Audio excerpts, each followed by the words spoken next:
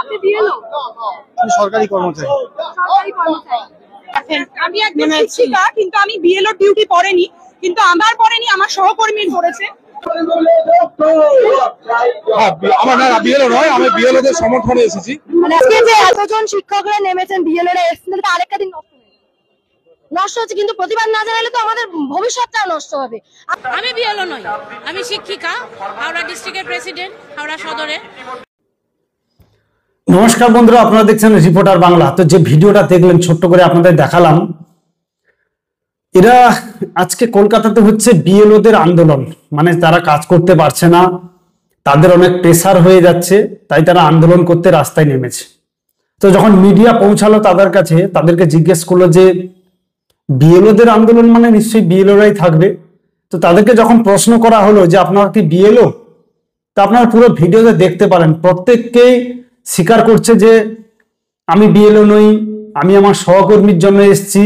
কেউ বললেন আমি শিক্ষিকা তাই আমি এসেছি। তো বিভিন্ন রকম বাহানা। তাহলে যাদের নিয়ে আন্দোলন, যাদের কাজ করতে অসুবিধা হচ্ছে তারা কোথায়? প্রশ্ন যাচ্ছে এটাই। তৃণমূল এরা কোনো দিক দিয়ে আর কিচ্ছু করতে পারছে না, প্রত্যেকটা দিক দিয়ে মানুষ এদেরকে ঘিরে ফেলেছে। তাই এরা চেষ্টা করছে যে এই আন্দোলন করে, মানে যেহেতু মমতা বন্দ্যোপাধ্যায় আজকে মুখ্যমন্ত্রী হয়েছে, তিনি আন্দোলন করে উঠে এসেছেন। যখন সিঙ্গুর আন্দোলন হয়েছিল, তো তিনি হয়তো সেরকমটাই ভেবেছেন যে আমি এরকম একটা তৃণমূল কংগ্রেস একটা আয়োজন করবে বিএলও দের আন্দোলন। সেখানে অ্যাকচুয়ালি এর আগে যখন 21শে জুলাই হয়েছিল, আপনারা জানেন তৃণমূলের কর্মী ছিল 30%, বাকি মানুষজন তারা তৃণমূলকে হয়তো ভোট দেয়, সেটা কোনো অস্বীকার নয়, কিন্তু তারা বলছে আমরা কোনোদিন মিটিং মিছিলে যাইনি, আমরা কলেজ ছাত্র ছাত্রী, আমাদেরকে টেনে নিয়ে এসছে, আমরা চলে এসেছি। তো এখানে মানে জাস্ট এরকমই একটা ব্যাপার, বিএলও নেই, যাদের নামে আন্দোলন হচ্ছে তারা নেই, তাদের সহকর্মী এসছে, তাদের বন্ধু এসছে, আর মানে তারা হয়তো বিএলওর কাজ করছে, তারা ব্যস্ত আছে। তো যেহেতু আন্দোলন হচ্ছে তাই বললো তোরা চলে যা, আমরা তো আমাদের কাজ করছি, জানি কাজ শেষ হয়ে যাবে, আর কোনো প্রেসারও কিচ্ছু নেই। তবুও যেহেতু মমতা ব্যানার্জি বা তৃণমূল কংগ্রেসের একটা মানে প্রোগ্রাম চলছে, তো অবশ্যই তো যেতে তো হবেই। তো পুরো ভিড়ের মধ্যে যা দেখতে পেলাম যে 80% হচ্ছে তৃণমূলের যারা ফ্যাক্টরি প্রোডাক্ট কর্মী, তারাই হচ্ছে এখানে আন্দোলন করতে এসছে। মানে খুব ভদ্রভাবে, খুব নম্রভাবে বলে দিলেন যে আমি আমার সহকর্মীর জন্য এসেছি, আমি পার্শ্ব শিক্ষিকা, আমি বিএল এর দায়িত্ব নেই, আমি আমার বন্ধুর জন্য এসেছি, আমি এমনি এসেছি। তো এইগুলো হচ্ছে কারণ।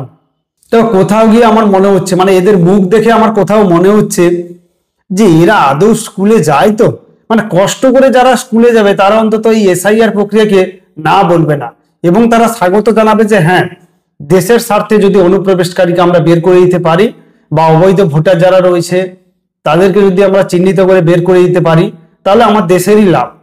কিন্তু এদের কথা শুনে কোথাও তো মনেই হচ্ছে না যে এরা দেশের কথা তো ভাবেই না, উল্টে এরা চাকরি করছে, আদৌ স্কুলে যায় কিনা সেটা নিয়েও একটা সন্দেহ জাগছে।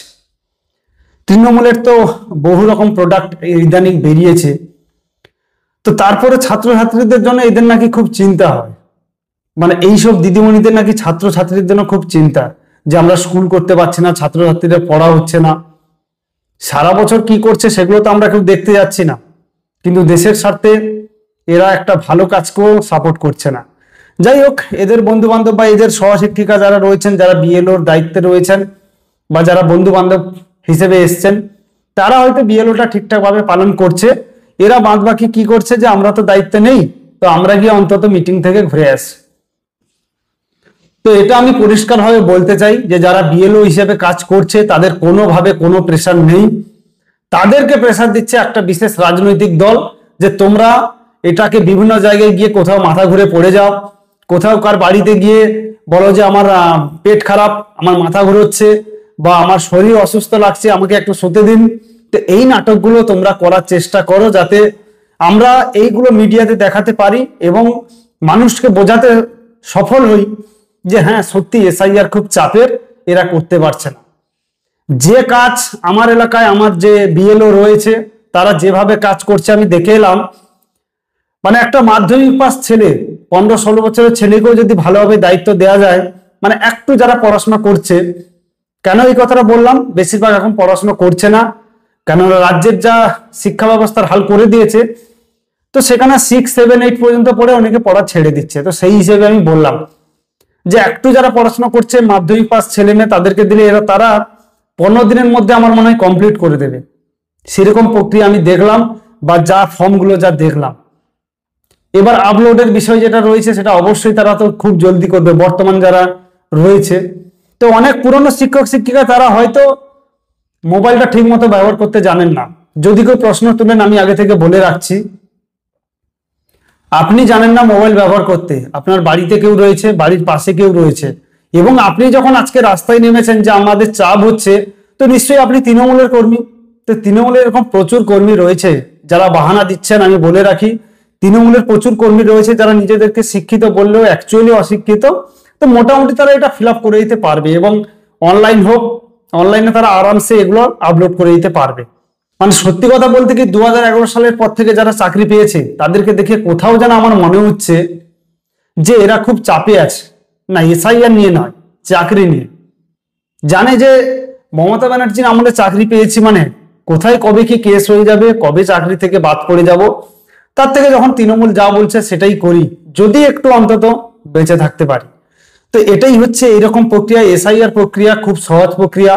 যারা গল্প শোনাচ্ছেন, মানুষকে বিভ্রান্তি করছেন, তাদেরকে আমি বলে রাখি যে এসআইআর প্রক্রিয়া আপনারা যেভাবে করছেন করুন। যারা বিএলও কাজ করছেন অনেকদিন হয়ে গেছে, হয়তো আপনারা অনেকটা করে ফেলেছেন, কারোর প্রলোভনে পড়ে এই রাস্তায় বেরিয়ে এইসব মিছিল, এইসব গল্প করতে যাবেন না।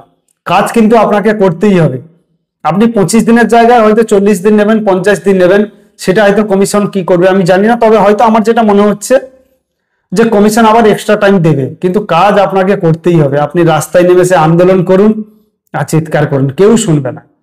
কেননা দেশের স্বার্থে আপনারা যখন চাকরি করছেন, যখন সরকারি চাকরি আপনারা করছেন, তো আপনাদের নিজেদেরই উচিত, আমি বলবো না যে আপনাকে এটা করতে হবে, কিন্তু নিজেদেরই উচিত এগিয়ে আসা এবং এই কাজকে সফল করা। যে হ্যাঁ, অনুপ্রবেশকারী বা অবৈধকারী ভোটার যদি থাকে তাদেরকে আমরা চিহ্নিত করে, বা মৃত ভোটার, ভুয়ো ভোটার যাই হোক না কেন, তাদেরকে আমরা চিহ্নিত করে অবশ্যই রাজ্যের বাইরে হোক, দেশের বাইরে হোক, তাদেরকে আমরা অবশ্যই পাঠাবো। সেটা আপনাদের উচিত যে এটা এগিয়ে আসা।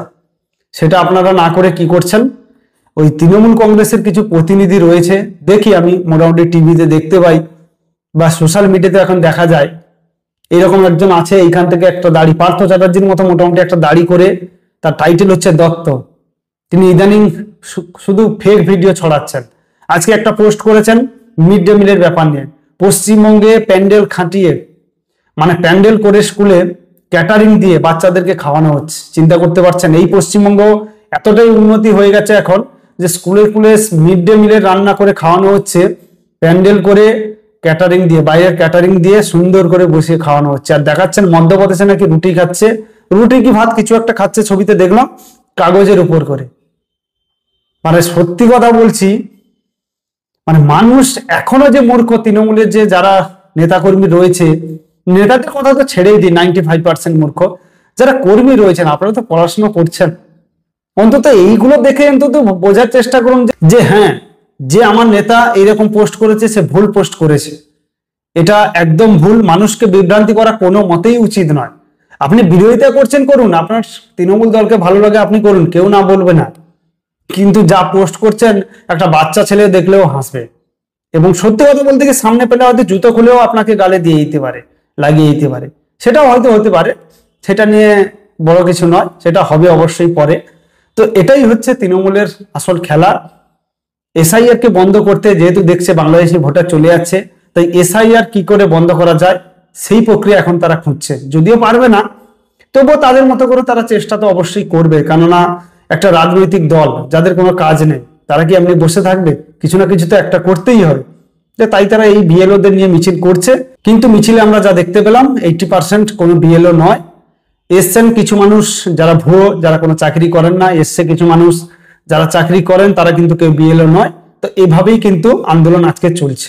যদি আপনাদের কিছু বলার থাকে অবশ্যই কমেন্ট করে বলবেন। সবাই ভালো থাকবেন, সুস্থ থাকবেন।